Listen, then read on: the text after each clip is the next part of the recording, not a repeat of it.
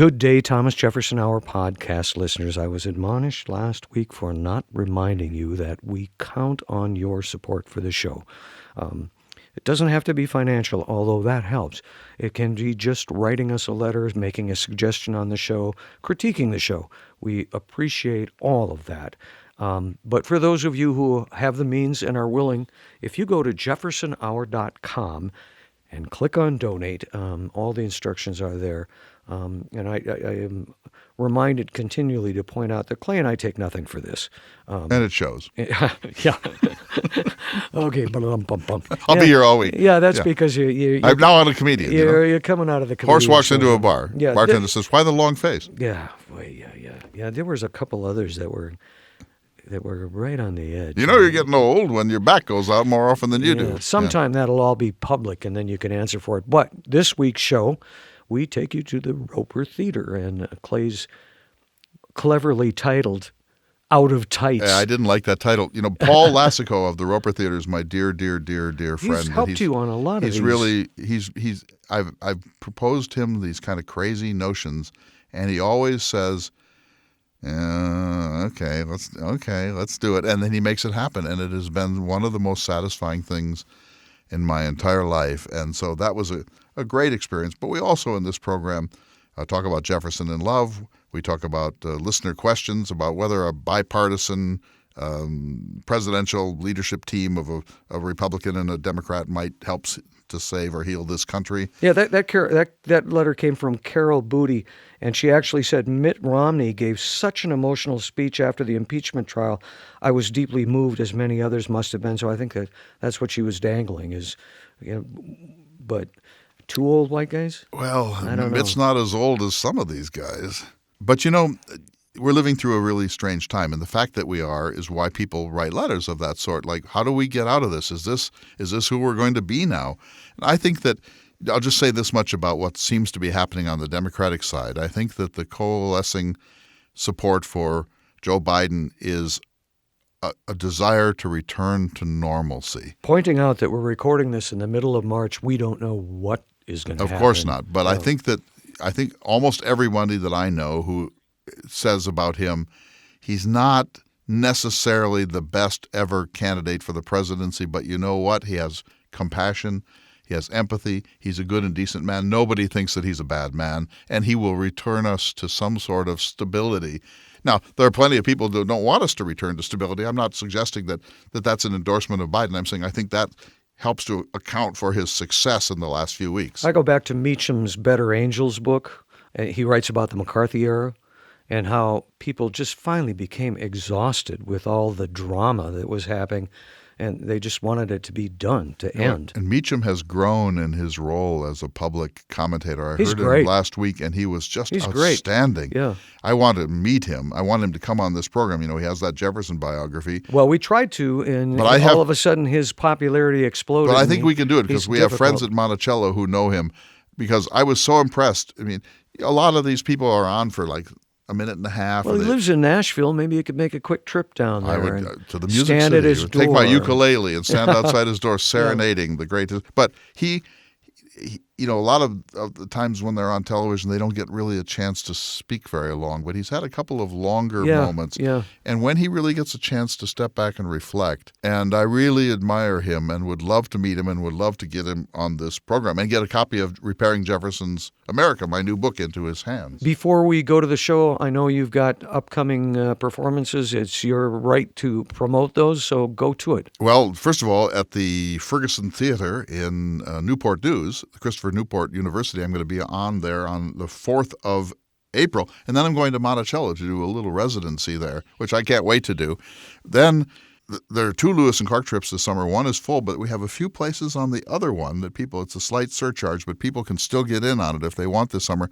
Then we've decided to do the 2 next winter encampments, one on J. Robert Oppenheimer and the making of the atomic bomb. Yeah, I'm so glad you're doing that because you know that subject so well. I love that. And then Thoreau and Whitman for the other one. But we also have just decided we're going back to Cuba.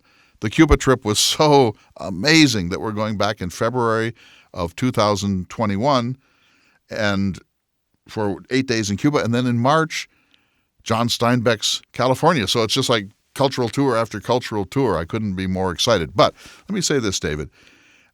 When I spent a whole week last week in Virginia, and this great Virginia member of the House of Delegates, Jason Miñares, had me come there and receive an award from the House of Delegates, and he gave me a flag. He gave me a flag in one of those triangular flag containers that had actually flown that day over the Capitol. And it was one of the most moving things that I ever received. And I have it. And I so thank Jason. And we got into this lovely debate about Cuba because he's a Cuban American and he knows that I was in Cuba and he knows that I think we should lift the embargo. And we had a really serious, nuanced, thoughtful conversation about whether and under what circumstances we should do that. And I just thought, oh, I wish there were more legislators in this country like Jason, because his mind is open. He's a learner. He's curious. He doesn't have a shtick, 17 talking points and that's it. It was just a thrilling experience. And one of the great days of my life last week or so in Norfolk. Actually, this was in Richmond. And then now I'm back, and I'm washing my hands every 22 seconds. There's no comedy in a virus, I can tell you that. Yeah, that's a fact. But people have been so supportive, and they always ask, does Swenson exist?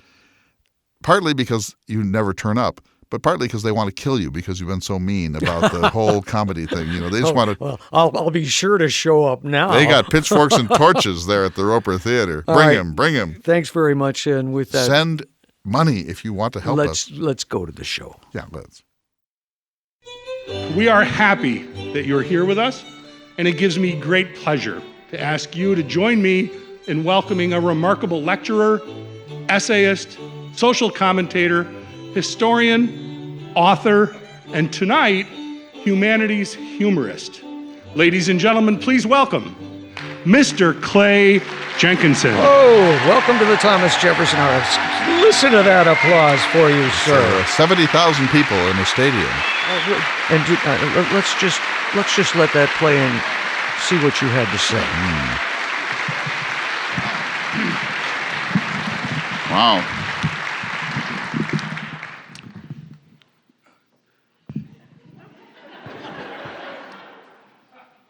Good evening, San Diego.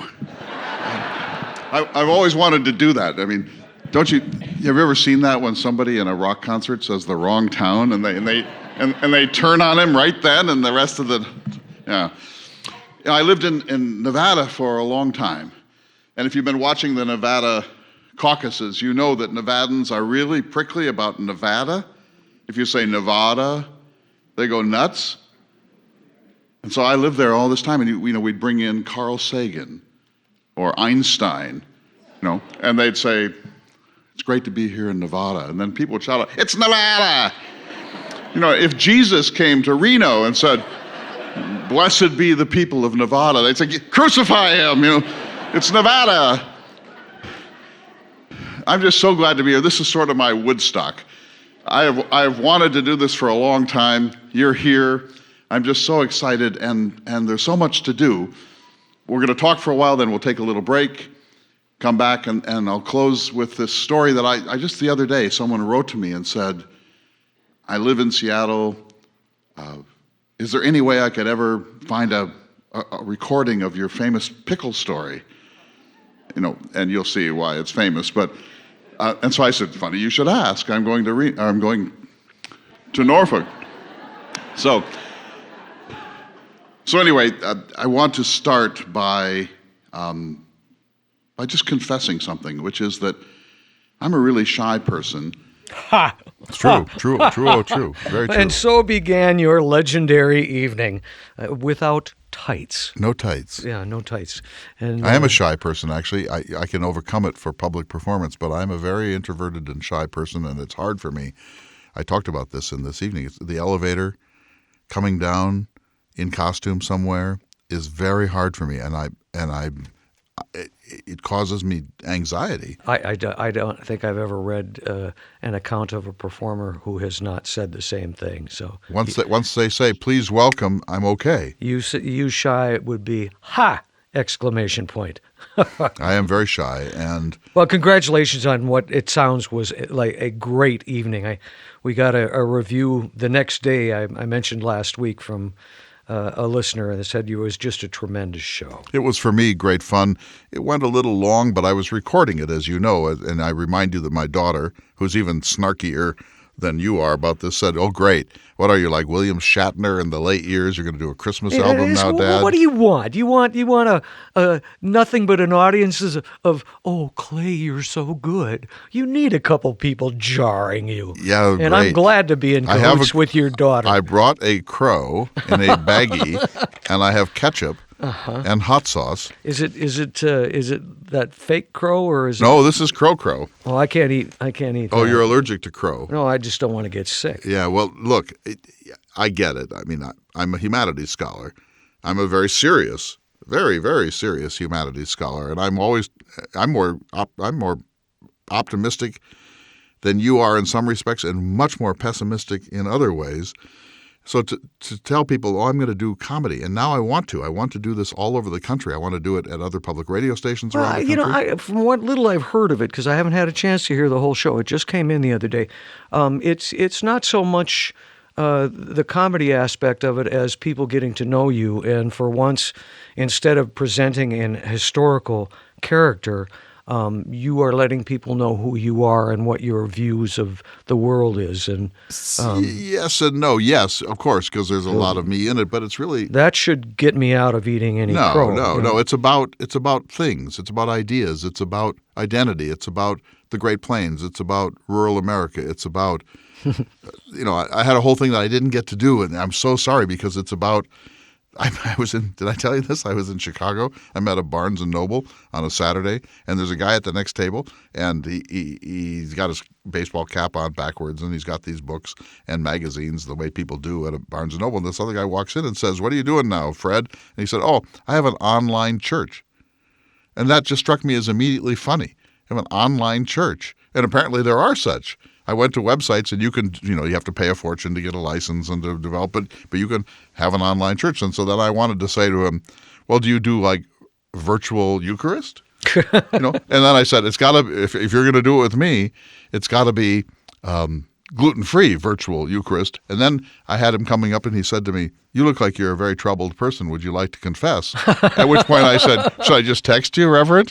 So you see, see? That's good. So I want to be, these are about ideas, it's observational humor about what went wrong with this country, and you know this. You know me well enough to know I'm a sap for the agrarian idea of family farming. I think you could have just said sap, full stop. Wow. I want to do the credit to the nice review you got. I read last week from Bruce Garraway. Subject: talking out of tights this evening in Norfolk. This evening at the Roper Center, Mr. Jenkinson ruled. He was informative, thoughtful, philosophical, amusing, entertaining, and yes, downright laugh out loud funny. Wait. I missed that. And then he says, I missed that. Would you reread it? naysayers, how do you like your crow served? Terrific show, Clay. Thank you for all that you do. So when you got that, did you not feel ashamed? When I got that, I bookmarked it and printed it out so that I could read it to you, sir. Informative. Wow. So, yes, it was great fun. I got a standing ovation. I sold a ton of books. My new book, Repairing Jefferson's America, is now out. People can order it on Amazon and so on. I also want to get it into the hands of every legislator in the country, so that's a challenge I want to make to Jefferson Hour listeners. But it was really just an evening of self-indulgence. But I'll tell you what. I've got the bug now, and I want to do it in 25 cities around the country, and I want to be America's first. Kind of a rush standing up on stage being a performer rather than somebody who you are not. America's first comedian humanist. First humanist comedian. That's a niche that nobody else has tried to occupy. I see a little something growing in you. No, I really am serious because my old mentor, Everett Albers of the North Dakota Humanities Council, one of the great individuals in my whole life. Yeah, so you talk about him in the show. I do, and there's a nice little piece that you do in the performance on advice. And he gave me some of the best advice I've ever received. Would you like to hear that? Sure, why not? I don't even know what you got here. And so I was thinking about that, and I thought, well, what kind of advice have I received in my life? Here are a few. I was in a taxi in Manchester, New Hampshire at dawn I spent a lot of my life in dawn taxis. And the taxi driver was in a talkative mood. All I wanted to do was just slump in my seat and get to the airport. And he turned around and he said, "You know what the 9 most important letter word is in the English language?" I said, "No, I don't happen to know that." And he said, "Discipline." It wasn't until I was in the airport that I realized that discipline has 10 letters. But still, not bad. When I was teaching at Pomona College early in my career, the students every year would have a banner at graduation that said in Latin, "Semper ubi sub ubi," always wear underwear. Bad Latin, but good advice. My great mentor, Everett Albers, gave me 3 pieces of advice, and they're all golden. If you listen to the Jefferson Hour, you've heard a couple of them. He said, number 1, never underestimate their intelligence or overestimate their information. Think about that. That's good. Secondly, he said, judgment is easy, understanding is hard. That's essentially my motto as a humanities scholar. And then third, he said, humor is the lubricant of ideas. And that has really proved to be the case in my life. So I grew up in this small town. My father was a banker. My mother was a school teacher. I had a sister who was 2 years older. We were just like a typical clunky North Dakota family. My father was kind of a hands-off sort of father, not a lot of advice, or we didn't go out and play ball or go hunting. He read the New Yorker, and I was basically left to raise myself. And so I was going off to Oxford to study for 4 years, leaving the country at a time when you didn't really communicate that often with home because it was expensive and cumbersome back then. And I said, "Dad, do you have any advice for me?" And he said, "Well, never kill a cop." So your father gave you solid advice. And I said, right after that, that's the only advice I've ever kept in my life. If you're just joining us, you're listening to the Thomas Jefferson Hour, and we're listening to Clay Jenkinson's live performance. This was at the Roper Theater Inn on February 25th in Norfolk, right. Roper Theater in downtown Norfolk on Granby Street. To a packed house. Where I've performed many times in other ways. And that audience really wasn't on your side either. Well, they were shouting, "Death to David, death to David." Oh! Death to David. Ow. Yeah. But I'll tell you what, I was going to say those were clips from The Tonight Show, but that hasn't happened yet, so there you are. Anyway, that was a good clip. I like that one And very it goes much. on, and then I tell a story. It's too long for here, but it's about this girl named Linda Coco that I was in love with, and what my father's advice when I bought her a ring after she had already decided to leave town. Did you play your ukulele that night? I did not, because I didn't want to be laughed at. I wanted to be laughed with, Uh-huh. but I will. That's good. That would be it's a a Jack Benny kind of a that thing. would be a good, yeah. Somewhere over the rainbow, and then He a gag. just carried it. He didn't play it. So. Oh, well, I can't play it either. There Perfect, you go. yeah, Perfect, yeah. perfect. It was a spectacularly satisfying occasion, and I loved it. I got to talk about Thomas Jefferson a good deal. I talked about the humanities and why they're so important. I talked about the Great Plains. I talked about the agrarian. I wish Pat Brodowski could have been there. I talked about the agrarian vision of life, because it's straight out of her world, that we are made better by 4-H, by having access to a family farm, by growing some of your own food. And my grandparents, as you know, are my heroes, and they came up with some frequency. Did you talk about your grandmother at great length in this evening? Yes, I did. Some of the things that she taught you. She taught me a great deal. We need to take a short break, but we'll be back with more of this mirth Wow. in just a moment. You're listening to the Thomas Jefferson Hour. Welcome back to the Thomas Jefferson Hour, your weekly conversation with President Thomas Jefferson, or your weekly conversation with the creator of the Thomas Jefferson Hour, the gentleman seated across from me now, Mr. Clay Jenkinson, recently returned from a gangbuster performance in Norfolk, Virginia. First of all, I'll be here all week. Be sure to tip your radio host. I want to say I wanted to do the program at the Roper Theater, and my friend Paul Lassico and He WHRO helped made it you possible. with a number of your performances. He's been one of my best friends in the world because he's allowed me to do. I won't call them bucket list things because I don't like that term, but I wanted to do a program on Shakespeare. He helped me do it. I wanted to do a performance with a woman playing Maria Cosway called My Head and My Heart. He arranged it and directed it. He has made it possible for me to experiment with some things that go beyond my life as a Jefferson pretender or Theodore Roosevelt pretender or Lewis and Clark pretender. He's always skeptical, and he always then makes it happen. And he's just one of the people that he makes the big difference in a person's life. I adore him. He's just a great man, and so he made it happen. But here's my point. I did not ask for this retro little program you've got lined up here. I did this. It sounds like I'm being vain here, trying to promote my own thing. You vain? I did not. Oh, I did come not on. want this program to happen. Oh, how I thought, wish your daughter were here. This was not on my list that we would do a retro. Call on my anytime, performance at Catherine. Roper. Right. That's true, and because I'm a little, I love what I get to do.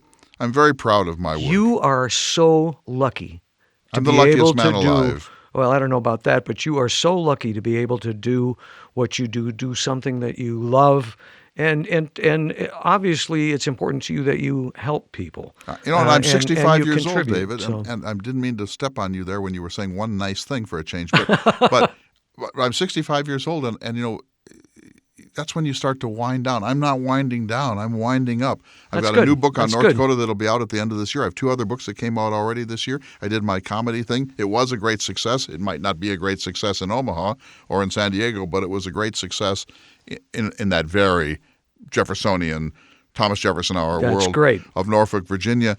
I've got It's a 8 or 9 that's more. a pretty important place. I got more books in my mind that I want to write. I have a documentary film that I want to make. I'll be talking with you later after the my. program.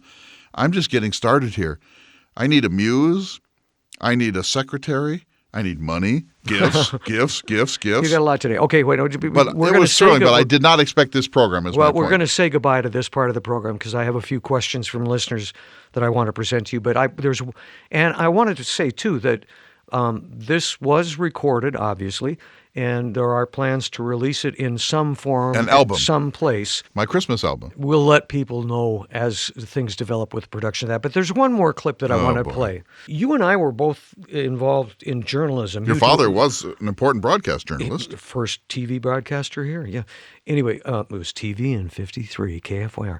But you had much more involvement with journalism at a young age than I did. At the Dickinson Press out in Little we Dickinson, both North had Dakota. mentors that really had an effect on us. Absolutely. Mike Jacobs is still the hero of my life. Roan Conrad was mine. And I got to an apprenticeship at the Dickinson Press that you can't get anywhere else. I got to run the presses for a summer. I got to be the darkroom manager. I was the chief photographer. Anyway, you gave a little story about the Dickinson Press, or initiating About it. how bad And- it was as a local newspaper. So that we'll play one more clip. Is that all right? Oh my.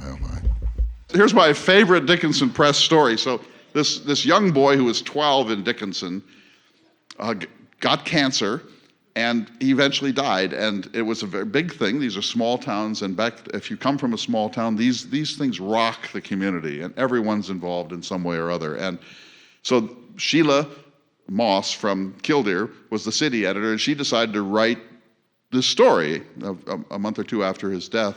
And so it was a 4-part, 4-day epic. And like the first day, she talked about the family and the background and the diagnosis. And then the second day, she talked about how they had a community fundraiser to be able to send him off to the Mayo Clinic for treatment. And then the third day was, there was slight remission, and it looked like he was maybe going to be fine. And then finally, each of these is like a 2-page story in the Dickinson Press, and just filled with sentiment and sadness and so on. And then the final installment for Sunday was going to be about when his time was up. And Sheila wanted so much to get this right, how do you set the tone for that last little section? And she handed me the story before it went to press and asked me if I'd take a look at it. And I read it, and it seemed just fine. But then I came upon that the introduction to the final 10 paragraphs, and this is what she said. She said, "Death was hard on the boy.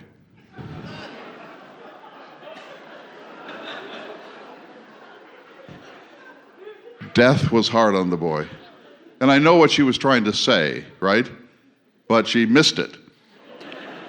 And we couldn't allow that to go to press, so I wrote in the margin, "Death was hard on the boy. It damn near killed him." There you are, David. See, I see you laughing there in the barn. I know you're trying to cover it up, but I see you laughing out loud at that story. That's a good one. And it's true. Yeah. Death was hard on the boy.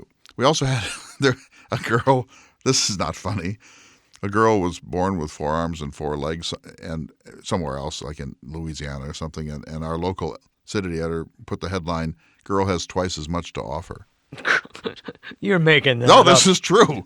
I think I'd have to see that in print to believe it. No, it is. It's true. And then when Ferdinand Franco was dying as the fascist leader of Spain, this was 1975. We would set the headline, and the first headline, like we got the AP report the headline was "Franco hovers near death," and we wound up reusing it 75 days in a row. Because he lived another 4 months. We thought, you can't do better than Franco hovers near death. And so we just reused it day after day after day. Last week we did a show on the yellow fever epidemic in Philadelphia in 1793. And we asked listeners to respond and let us know, how things are developing with the coronavirus. And on our audio system. Yeah, and we're not going to present those now, but we're hoping that some more come in. But there was an interesting article that popped up that I gave you a copy of that we didn't talk about during that show.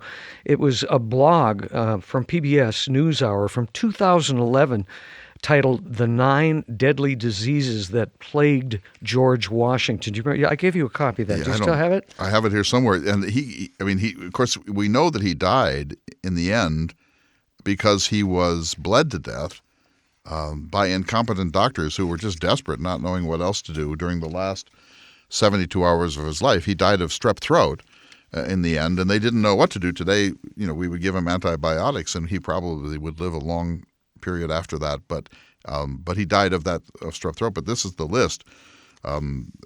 This is from 2011 PBS. Diphtheria, a very common infection. Tuberculosis. Washington's brother had this, and a common treatment back then was for a doctor to prescribe breathing in fresh air. So they went on a sea voyage to Barbados.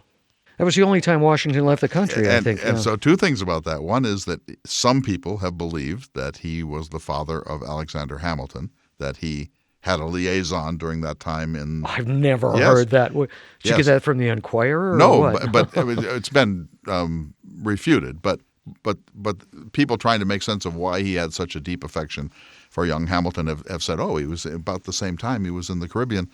And while he was there, he got smallpox. And smallpox is nothing to laugh at. It kills. It's killed billions. But Washington survived it. But some people believe, he never had children. And some people believe that he was made sterile by one or more of these diseases, and that's why he and Martha Washington never had a child of his own. He also had dysentery, malaria, but so did everyone. Jefferson had malaria, Meriwether Lewis had malaria. And quinsy, which is, a tonsil infection at the back of the throat, several occasions, and that's what got him, too. I mean, it's very much like strep throat. He had carbuncle. That's kind of like a cyst, a growth, if you went to a doctor now, they would test you for melanoma and worry that it was cancerous, right? George Washington also had pneumonia, which there really wasn't much to do back then as there is now. So, and then finally, epiglottis, which is what killed him. Right, and so, but in addition to that, he lost his teeth. He had terrible teeth, and he had dentures. Were very, very clumsy and painful dentures most of his life. We were talking about the recent History Channel 3-episode documentary about Washington. In which our friend Joseph Ellis is a star. A major part, right. And Doris Kearns Goodwin is one of the executive producers of that. All right. But you had just said people couldn't understand why Hamilton was such a favorite of Washington's. Right. And I think that's dealt with in that show pretty well, because at Yorktown, It was like Hamilton's last chance for military glory. He wanted to command, and Washington gave him that opportunity. And if you believe the documentary and the other written accounts of it, it was a pretty big deal that Washington went to Hamilton. Hamilton he trusted, he was his confidant, and he gave him this command, and it was really Hamilton's decisive actions that brought the British to their knees the next day with these close bombardments that Hamilton's actions provided for. I thought that was well, they were a bit military brothers, and I think that's part of what Washington found so attractive in Hamilton as opposed to Jefferson. You just nailed it. They were military brothers. They were at Valley Forge. They went through the cauldron of the war together, and it was so difficult to hold the army together. It was deeply frustrating. They couldn't get the things they needed. People would desert. People would come for a while and then just walk away. They had a militia system that both Washington and Hamilton knew was a disaster, but people like Jefferson loved it because it was part of their ideology of a free republic. Washington knew we needed a permanent army, that we needed army discipline. He could turn to Hamilton. Hamilton was everything that everyone says about him. He was just drop-dead brilliant. Charismatic. He was a workaholic. He could turn out policy papers like nobody else, run circles around people like Jefferson, who were so gentlemanly that they didn't have those same work habits. And he was a man of extraordinary vision of that we were going to be a great nation. We were going to have a national debt and a financial apparatus to make this work, that we were going to need a much stronger government than these Jeffersonians thought. We were going to need broad construction of the Constitution, and that if we didn't do these things and really take our place in the world's arena, we would be left behind as a pitiful backwater. And so, he was a great, great man. He's just not a Jeffersonian.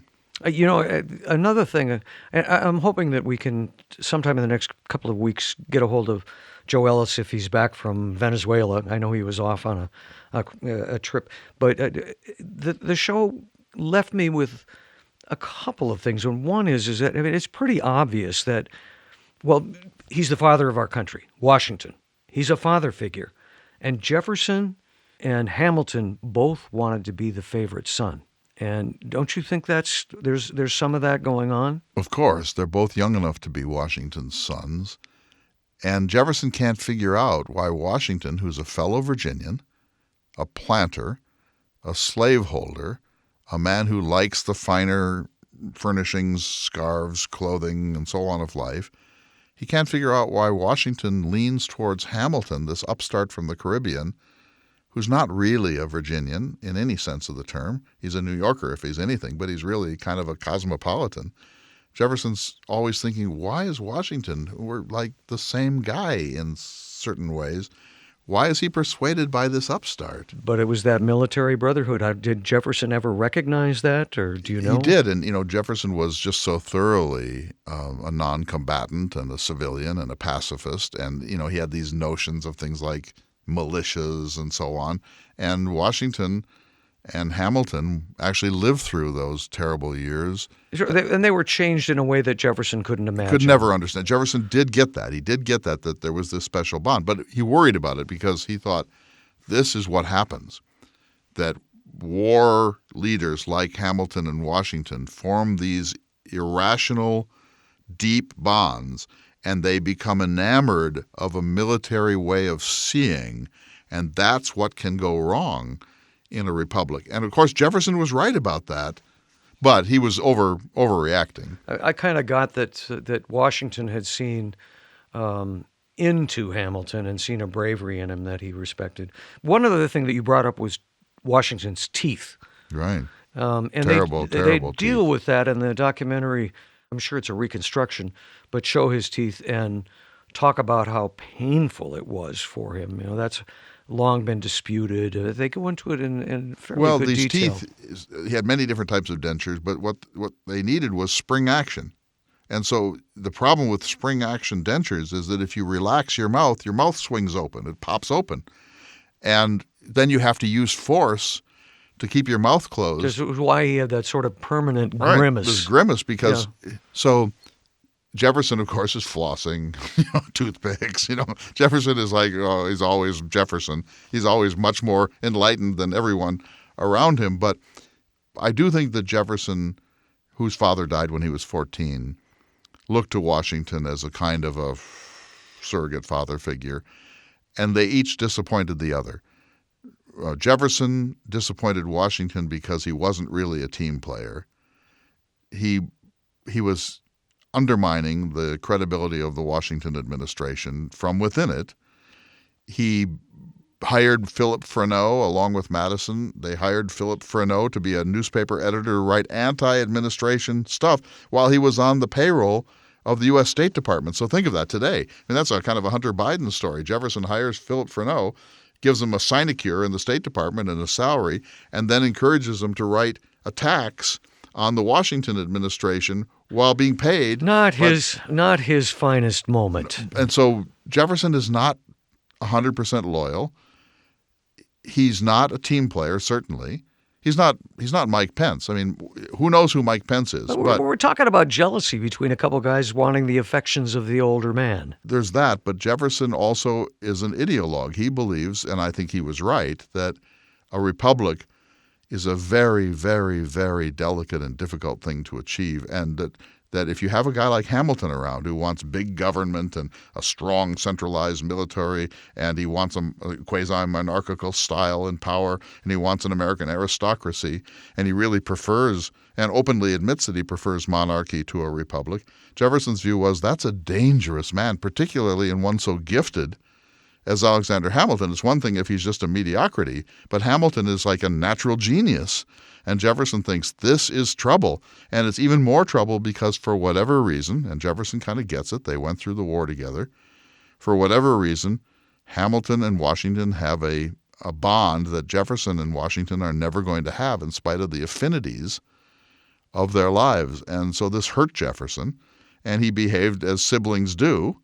He had a sibling rivalry with Hamilton, and some of his animus towards Hamilton has to be seen as sibling, not just policy disagreements. Interesting subject, and nobody knows this better than Joe. And by the way, if you haven't read Joseph Ellis's book, His Excellency, His Study of Washington, it's my favorite of all the Washington books. Well, yeah, it is a good book. And Joe Ellis attends to the two issues at the end of Washington's life. Washington decided he had to do something about slavery, and he did. He freed his slaves at the death of his wife Martha, something that the other founding fathers didn't find it possible to do. And he said, and this will be more important perhaps to you, David, because of your deep connections here in North Dakota, but he said he had to find a better Indian policy. We just weren't going to be able to just clear Indians out of the American West. We had to find a way to do justice to their sovereignty and to their tribal traditions. He did not make that happen, but he was working hard on it at the time of his demise. I need to go back to Joe Ellis's book. His Excellency. I heartily recommend it. I just enjoy Ellis's writing. We'll get him on here to talk about his being in that film and see what he thought of the final product. Very good, sir. Right now, we need to take a short break, but we'll be back in just a moment. You're listening to the Thomas Jefferson Hour.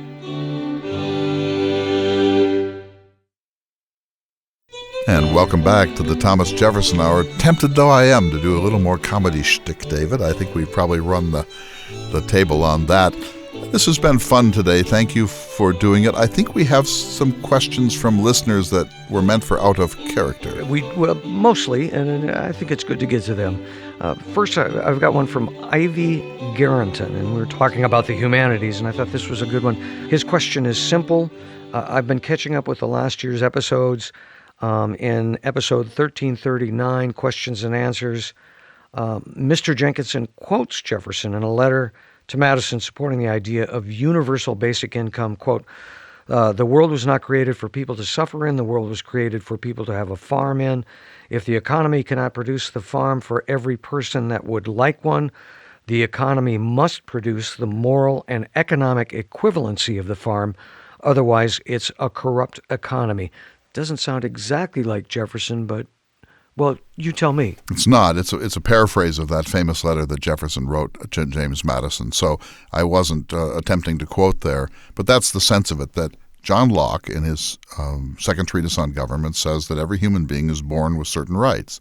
If you think about it, of course. And one of those rights is to be able to live. Why would God have put you on earth if he were trying to starve you or to make it impossible for you to subsist. And so everyone has a right to have a farm or a subsistence. In America, everyone who wanted one could have a farm.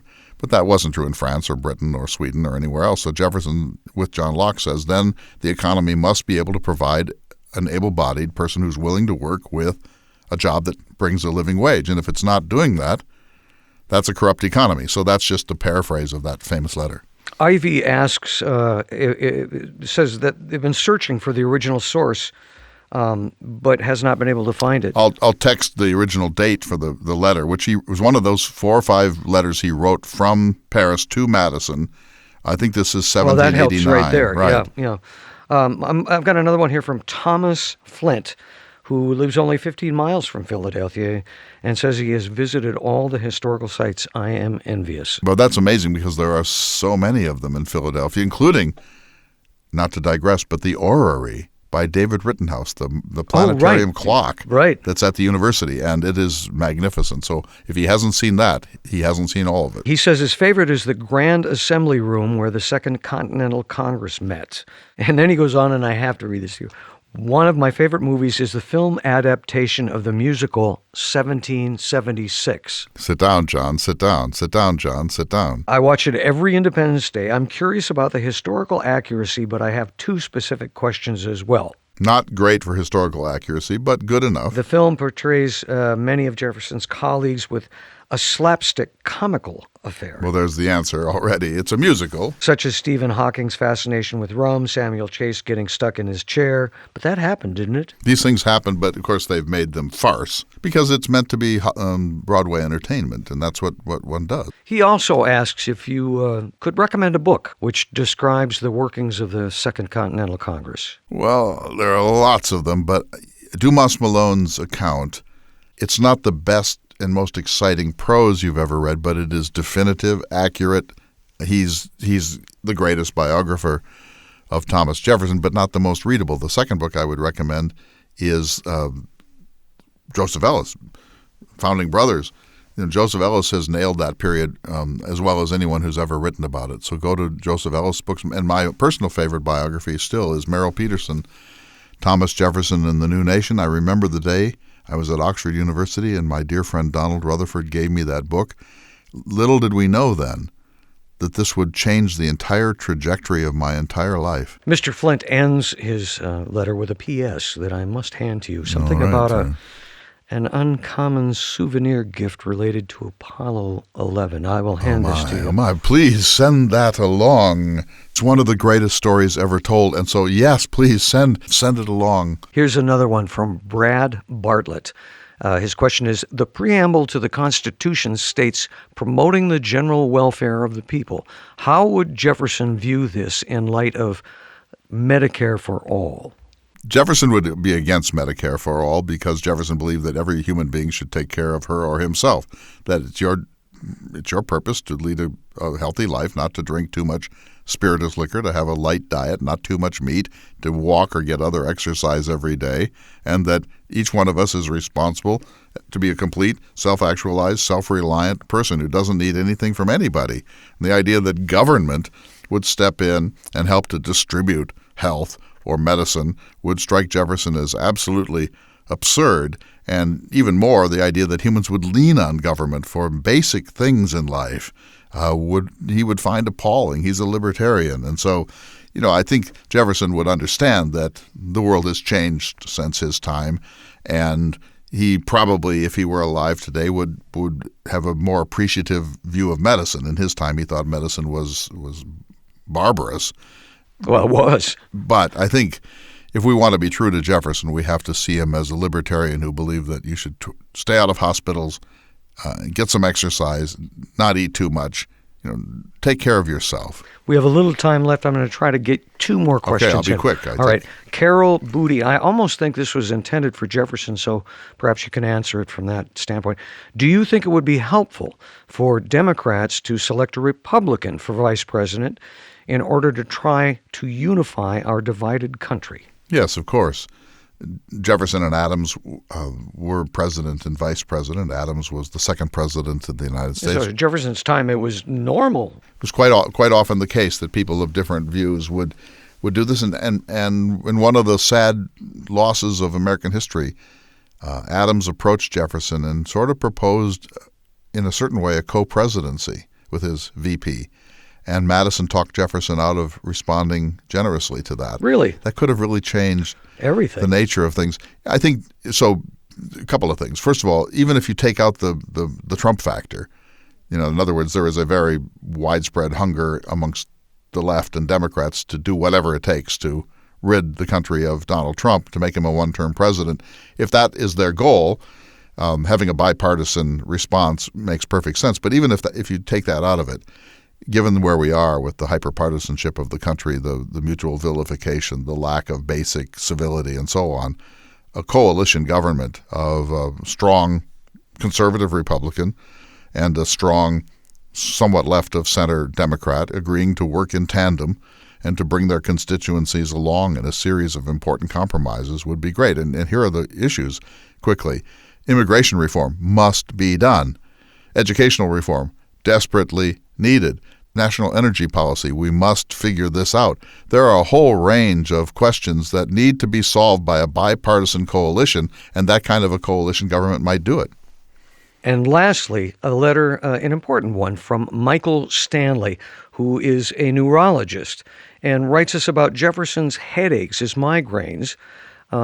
He says it's a common ailment and often comes with a bias on the type of patient who has migraines, and he has volunteered to come on the show and talk to you about it. I think Michael that's great. Stanley. Now, most historians are now saying that probably wasn't migraines per se, but stress-related headaches. But still, if he would like to come on, I would want him to interview Jefferson and then draw a conclusion at the end of the program that we wouldn't know. It's a little tough to interview Jefferson. But Take it from one who knows. This isn't his first rodeo. Yeah, this is true. I'm going to give you this email so you can respond to him. I'm going to write to him tonight and invite him to come on the program, and then he can ask, but you have to be on it too. So he'll say, Mr. Jefferson, how did you respond to the death of your child or whatever? And then I'll give the Jefferson answer, and then you can say, but doctor, he's not telling the whole truth here. We know that, So in other words, you could be the... You got this all scripted already. Yeah, because think of how good it would be. Remember the time we did the PTSD program with the couple from Minot Air Force Base,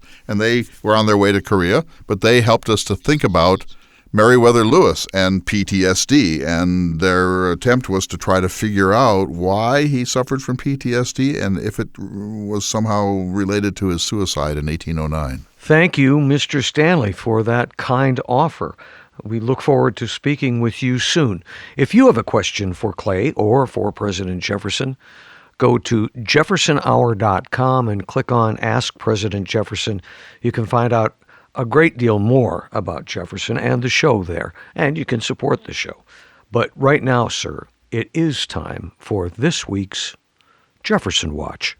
Thank you, David. The Beatles asked, "Do you believe in love at first sight?" and answered, "Yes, I'm certain that it happens all the time."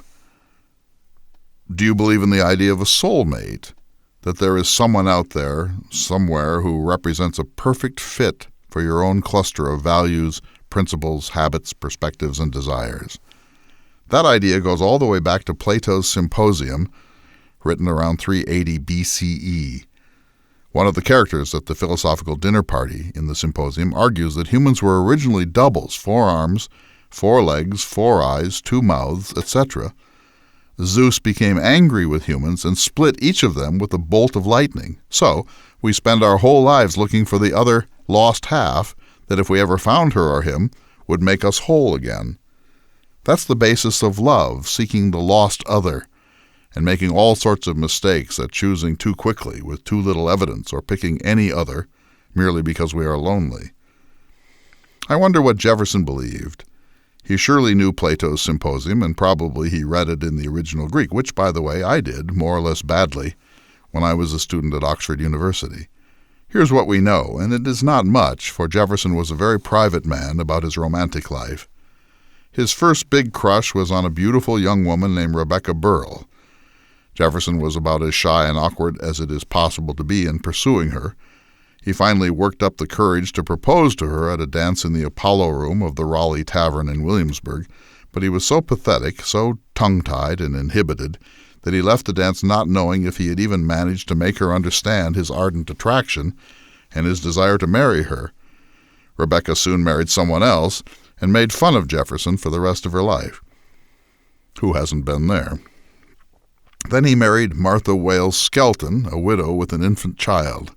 That was on January 1st, 1772.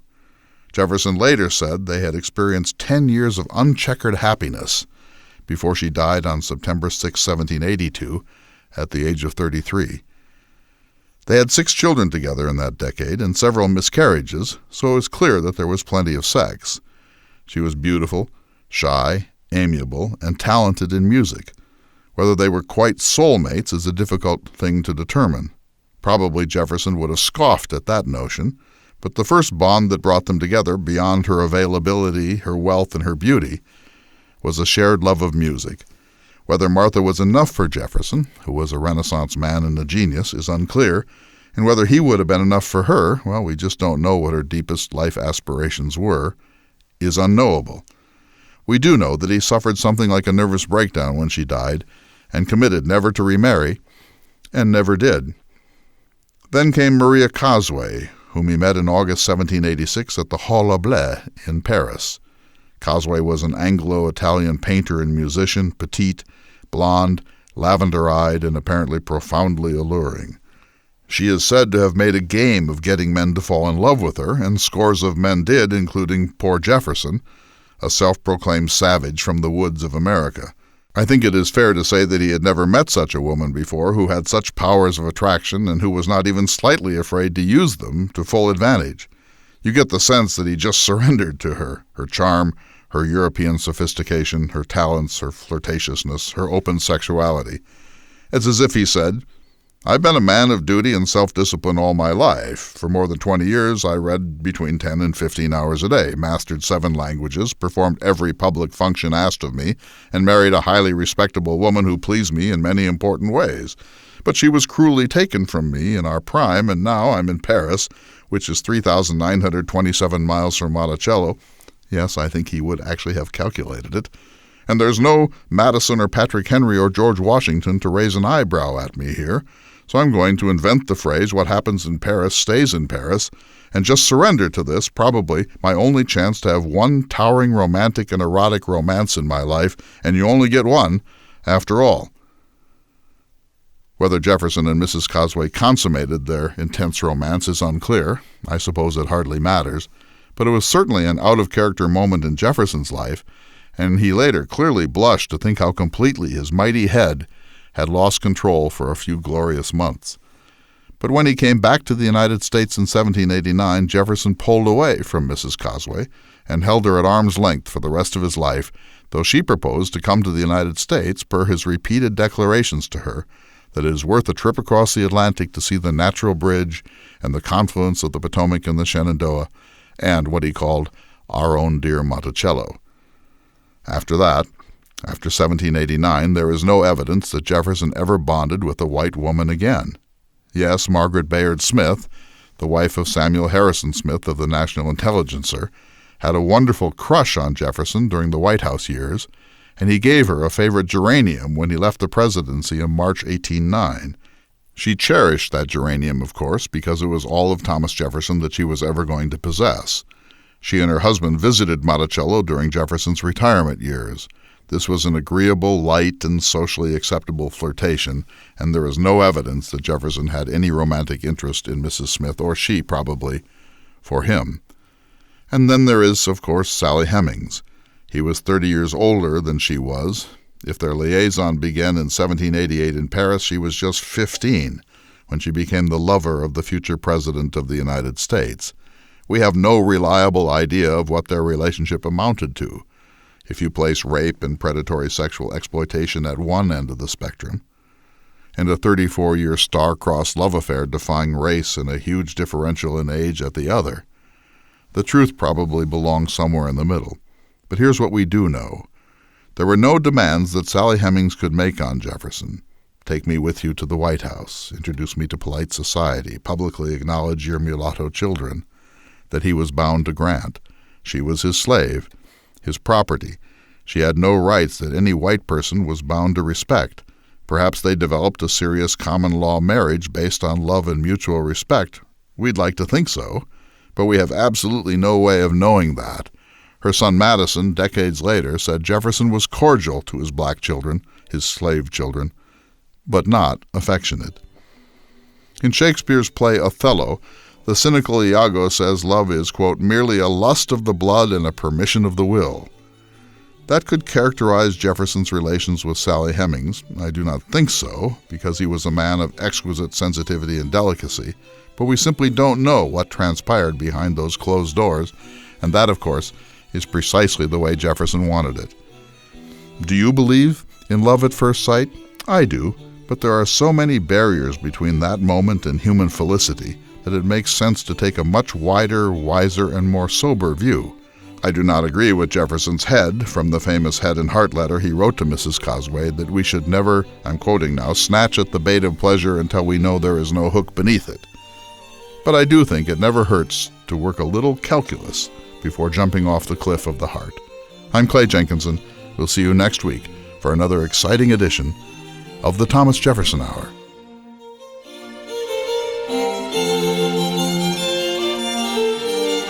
The Thomas Jefferson Hour is brought to you each week by Dakota Sky Education. The program is distributed nationally by Prairie Public. President Thomas Jefferson lived from 1743 to 1826, and this program presents his views. President Jefferson is portrayed by the award-winning humanities scholar and author Clay S. Jenkinson. To obtain a copy of this or any show for a $12 donation, please call 701-575-0727. This program is also available online at jeffersonhour.com and on Apple Podcasts. If you'd like to correspond with President Jefferson or submit a question for him to answer on the program, please visit the website at jeffersonhour.com. The Thomas Jefferson Hour is produced at Makoche Recording Studios in Bismarck, North Dakota. Bach Cello Suite No. 3 in C Major by Stephen Swinford. Thank you for listening. Please tune in again next week for another thought-provoking, historically accurate program, Through the Eyes of Thomas Jefferson.